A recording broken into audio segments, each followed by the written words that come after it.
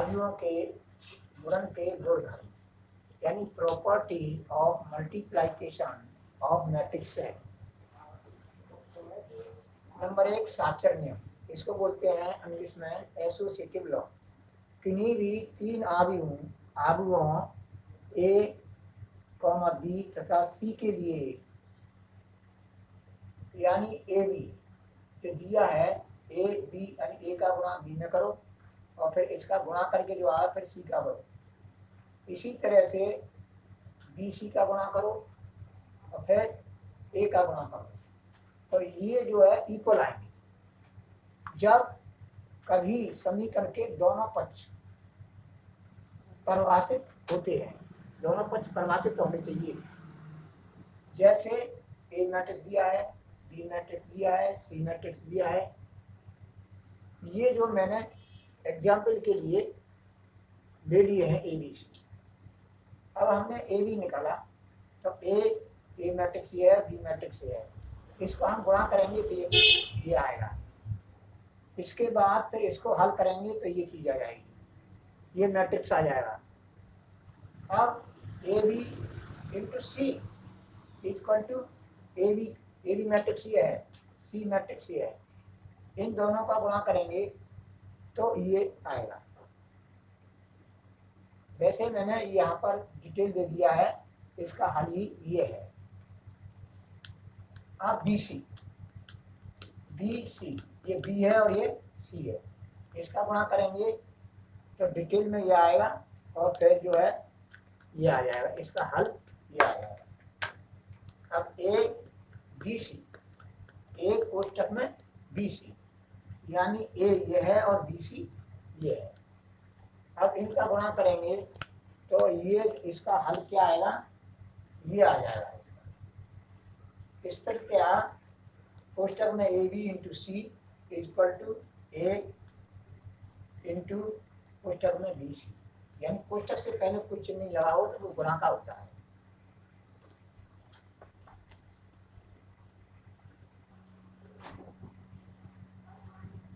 देखो ये वितरण नियम है, ए खंड और बी खंड,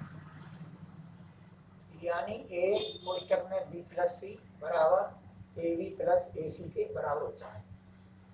बी खंड में ए प्लस बी, एक कोष्टक में पहले में पहला कोष्टक A plus B into C equal to A C plus B सी।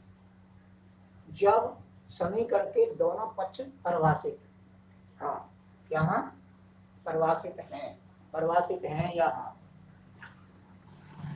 जैसे ये बता रहा हूँ पहले एग्जाम्पल इसका।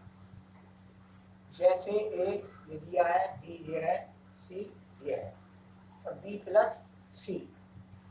अब बी ये है, सी है, इनको जोड़ेंगे तो ये प्राप्त हो जाएगा। अब ए इंटू कोष्टक में B plus C equal to ये ए है और ये बी प्लस सी है। इन दोनों का गुणा करेंगे तो ये प्राप्त होगा। पुनः ए बी ज्ञात करेंगे, ए बी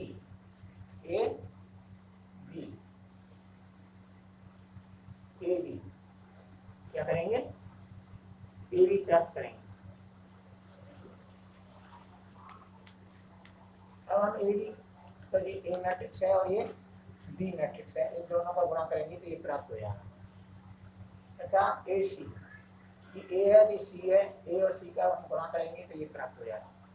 अब ए बी प्लस ए सी, इन दोनों को जोड़ेंगे यानी इसको और इसको जोड़ेंगे तो जी ए बी है और ये ए सी है, इन दोनों को जोड़ेंगे ये प्राप्त हो जाएगा। तो अब ए बी प्लस सी क्या है, 1 2, देखो ए बी प्लस ए सी 1 2 5 4 तो ए कोष्टक में B plus C equal to A B plus A सी।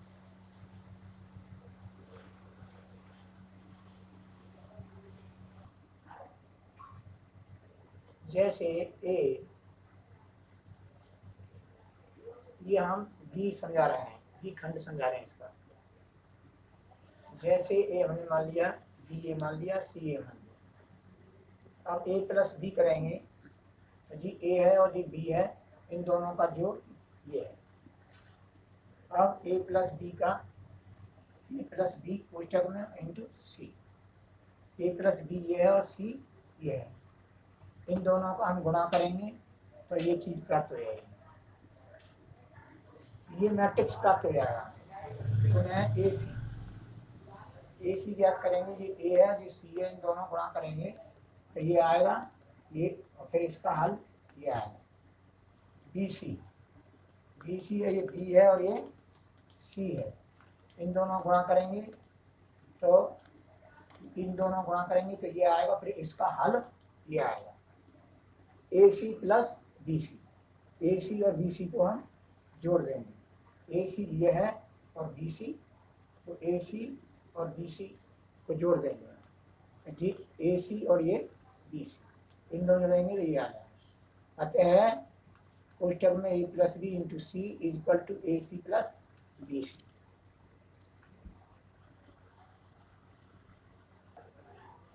अब थर्ड नंबर, गुणन के तत्समक का अस्तित्व। ये क्या है? प्रत्येक वर्ग आयु ए के लिए, प्रत्येक वर्ग आयु ए के लिए, बी के लिए, सी के लिए, तो हमने ए माना है, तो प्रत्येक वर्ग आयु ए के लिए समान कोट के एक आयु आई का मतलब आइडेंटिटी मैट्रिक्स, क्या है ये? Identity matrix. तो आइडेंटिटी मैट्रिक्स का अस्तित्व इस प्रकार होता है कि I A equal to A I is equal to A.